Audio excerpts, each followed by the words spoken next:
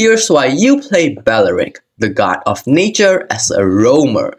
First off, he has incredible damage mitigation, allowing him to tank enormous amounts of damage while remaining effective in fights. His skills provide amazing crowd control, enabling him to disrupt enemy formations and protect his teammates. Belerick is exceptional in team fights, thanks to his area taunts and slows, which create opportunities for his allies to secure kills. Additionally, he has sustainability through self-healing, keeping him alive in prolonged battles. However, Belerick has limited damage output, relying heavily on his team to capitalize on his control, and is vulnerable to poke damage from long-range heroes. Belerick's passive, Deadly Thorns. For every 50 damage Belerick takes, he has a chance to shoot the nearest enemy, dealing magic damage based on his max HP and hero level. This effect can trigger frequently and synergizes well with his tanky build. His HP obtained from items and emblems is also increased by 30%, boosting his durability significantly. Belerick's first skill, Ancient Seed, sends vines forward, dealing magic damage and slowing enemies along the path. After a brief delay, the vines erupt into taunts, dealing additional damage and taunting enemies in the area. This skill is crucial for disrupting enemy formations and forcing them to attack Belerick, making it a great tool for initiating fights, healing for allies, and proccing his passive. Belerick's second skill, Nature's Strike, temporarily increases his movement speed and enhances his next basic attack, dealing magic damage and slowing the target. Additionally, he recovers HP based on his lost health. This skill provides mobility, sustain, and utility, making it useful for engaging enemies or retreating from dangerous situations. It synergizes well with his passive, as triggering it reduces this skill's cooldown. Belerick's ultimate, Wrath of Dryad,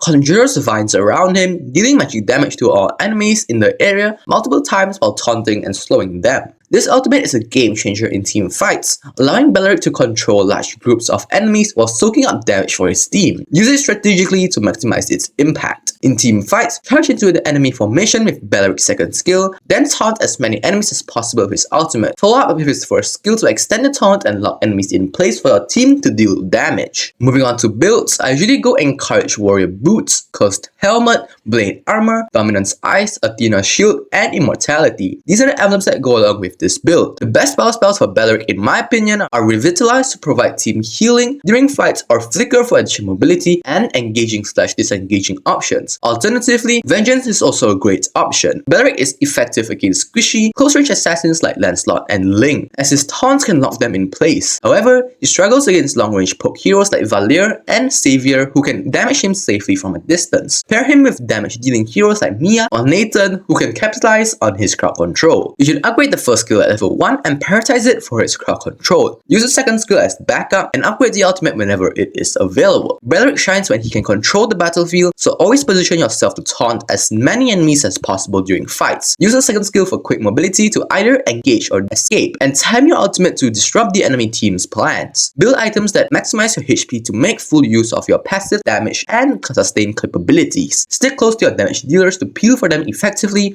and coordinate with your team to follow up on your taunts. Avoid overextending alone, as Belerick relies heavily on his teammates to finish off targets.